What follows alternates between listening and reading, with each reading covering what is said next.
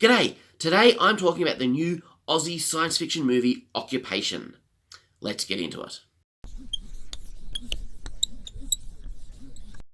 Occupation begins by taking us into a small country town in Victoria.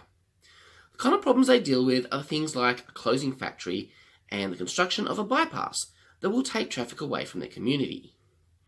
The townspeople come together for the local footy game, but everything gets turned on its head when the game is interrupted by an alien invasion.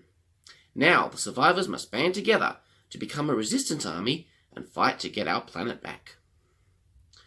Occupation had more spectacle and action than any Australian film I've ever seen before, but it was the characters that made this story really shine.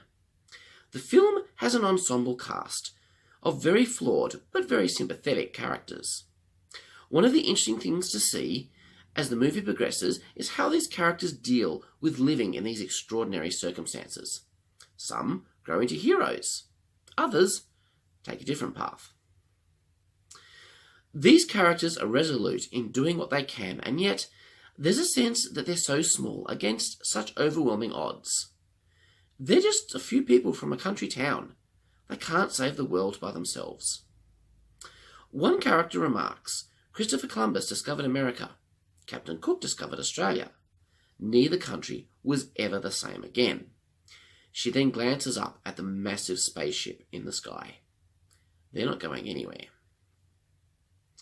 There's a sense that the status quo for the human race has been forever changed, and no matter how this all works out, for good or for bad, their old lives are gone. There's no sense of a reset button being pushed on this one. Comparisons to movies like Independence Day are going to be inevitable for Occupation. And while this one doesn't have the same level of spectacle as the Hollywood blockbuster, Occupation has 10 times the heart of Independence Day. Both movies share a similar theme, which is stated right at the beginning through a little monologue at the start of Occupation. It's a question of, would we forget all of our petty differences and our everyday problems if we were faced by an alien invasion? Would we draw together as one against the common threat? While I felt Independence Day did very little with that theme, save for a single line of dialogue, Occupation explores that theme and actually does something with it. This culminates at the end with a surprising but satisfying moment that I won't spoil, but it took this story in a different direction than I anticipated. There are plenty of other little thematic elements in this story. They all come out of the characters, their relationships with each other, and how they react to the situation. Lots of family dynamics. Then they're not afraid to go to some dark places with these people either. The cast gave some great performances. Standouts for me were New Zealand actor Temuera Morrison from Star Wars and Aquaman, Stephany Jacobson from Battlestar Galactica, and Rhiannon. A little treat was seeing Roy Billing play the mayor. I loved him in a similar role in the movie The Dish. And you wouldn't know it, but under all that makeup, Bruce Spence played the alien commander. This movie was not made on a massive budget, but they really made every cent count. They splurged when they needed to, but they used a lot of clever directing to stretch things further. A lot of the action is shot in a way that you don't need to see the alien ships in every single frame. They used practical alien effects, and while I love me some CGI, I think this was the right choice for this movie. It allowed them to put their money in other places rather than blowing it all on computer-generated aliens. They weren't the best aliens I've seen, but not the worst either.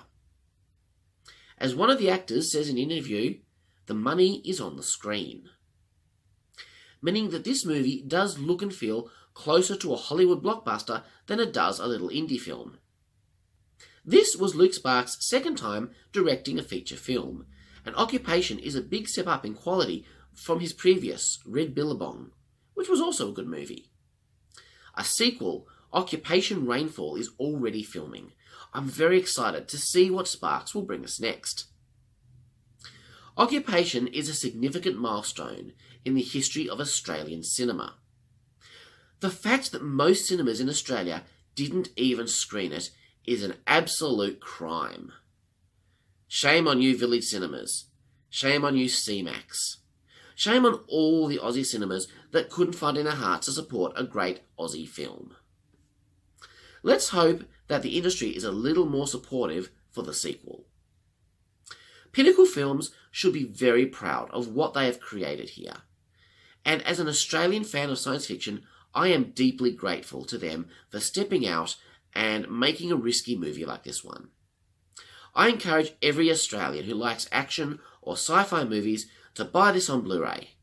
Let's show the cast and crew that we support them and that we want more movies like this one. And just because it's a great movie that you should watch. Today, I'm proud to be Australian. In terms of content, being an action movie, there's obviously violence. This culminates in a rather gruesome scene that essentially happens off camera. I thought this scene was especially well directed and acted. There's a brief implied sex scene, but all you see is a woman's bra. And there's some language, up to and including F-bombs. Finally, we have our own 100% Aussie-grown sci-fi franchise. And for me, it's like a dream come true. So I think that's a 5-star effort from the team. Well done, and good on yous. And if you like Aussie sci-fi, you can get my military space opera story, Fall of the HMS Adelaide, for free using the link below. I'll see you next time.